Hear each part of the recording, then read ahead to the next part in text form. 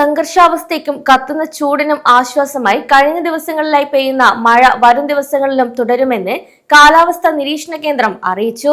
നിലവിൽ ആകാശം ഇരുണ്ടു മൂടിയിരിക്കുന്ന അവസ്ഥയാണ്. കൂടാതെ മിക്ക സ്ഥലങ്ങളിലും കനത്ത മഴ റിപ്പോർട്ട് ചെയ്തു. ഈ മഴയെ വെറുമൊരു മഴയായി കാണരുതെന്നും അറബ് നാടുകളിൽ സരായത്ത് എന്ന് വിളിക്കുന്ന വസന്തകാലത്തെ അന്തരീക്ഷ അസ്ഥിരതയാണെന്നാണ് അധികൃതർ വ്യക്തമാക്കുന്നത്. ഇന്ന് ബുധനാഴ്ചയും വരും ദിവസങ്ങളിലും കനത്ത മഴയ്ക്കും ഇടിമിന്നലിനും സാധ്യതയുണ്ടെന്നും അറിയിച്ചു. പക്ഷേ ഇത് കേട്ട് ആരും പേടിക്കേണ്ട ആവശ്യമില്ല. മറിച്ച് ഈ സാഹചര്യം എങ്ങനെ സുരക്ഷിതമായി നേരിടാമെന്നും പ്രവാസികൾക്ക് ലഭിക്കുന്ന ആനുകൂല്യങ്ങൾ എന്തൊക്കെയാണെന്നും ഏതൊക്കെ സ്ഥലങ്ങളിലാണ് നിയന്ത്രണങ്ങൾ ഉള്ളതെന്നും വിശദമായി അറിയാം. തണുപ്പ് കാലാവസ്ഥയിലും UAE മഴ ലഭിച്ചിരുന്നെങ്കിലും ഇതുപോലെ ദിവസങ്ങൾ നീണ്ടു നിൽക്കുന്ന മഴ ലഭിക്കുന്നത് വളരെ കുറവാണ്. അതിനാൽ ഈ മഴ ഇത്രയും നീണ്ടു നിൽക്കുന്നതിന് കാരണം ഇതൊരു ഒറ്റപ്പെട്ട മഴയല്ല എന്നും മറിച്ച് പല തരംഗങ്ങളായി എത്തുന്ന അസ്ഥിരതയാണെന്നുമാണ് കാലാവസ്ഥാ നിരീക്ഷകർ വ്യക്തമാക്കുന്നത്.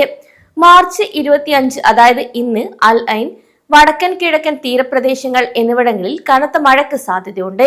കൂടാതെ നാളെയും മറ്റന്നാളും മഴയുടെ അവസാന തരംഗമാണ് പ്രതീക്ഷിക്കുന്നത്. ശേഷം വെള്ളിയാഴ്ചയോടെ ആകാശം പൂർണ്ണമായും തെളിയുമെന്നും അറിയിച്ചു. നിലവിൽ കണ്ടുവരുന്നത് സരായത്ത് സീസണാണ്.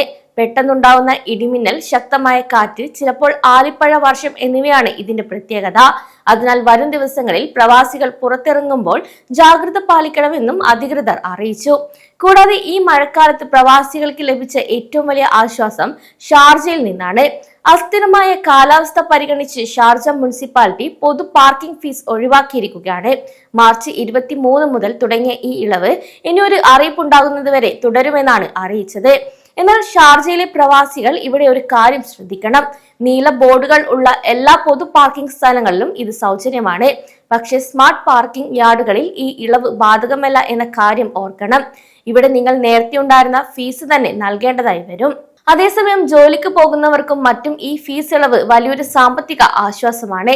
ഇത് പരമാവധി പ്രവാസികൾക്ക് പ്രയോജനപ്പെടുത്താം. എന്നാൽ വാഹനം പാർക്ക് ചെയ്യുമ്പോൾ വെള്ളക്കെട്ട് ഉണ്ടാവാൻ സാധ്യതയില്ലാത്ത സുരക്ഷിതമായ ഇടങ്ങളിൽ വേണം പാർക്ക് ചെയ്യാൻ. കൂടാതെ ദുബായ് പാർക്സ് ആൻഡ് റിസോർട്ട് ഉൾപ്പെടെയുള്ള ജനപ്രിയ വിനോദസഞ്ചാര കേന്ദ്രങ്ങൾ ഇന്ന് താൽക്കാലികമായി അടച്ചിട്ടിരിക്കുകയാണ്.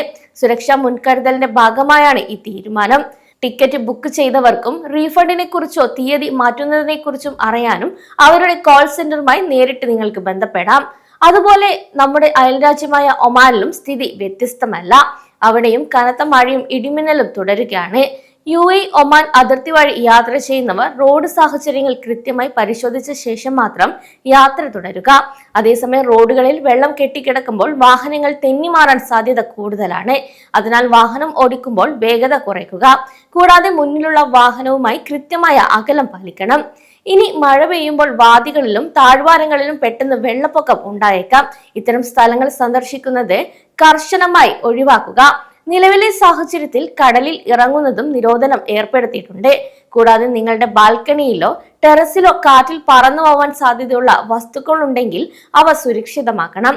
കാരണം ശക്തമായ കാറ്റിൽ ഇവ താഴെ വീണ് അപകടങ്ങൾ ഉണ്ടാവാനുള്ള സാധ്യത കൂടുതലാണ്. അതിനാൽ ഇത്തരം കാര്യങ്ങൾ പ്രത്യേകം ശ്രദ്ധിക്കണം.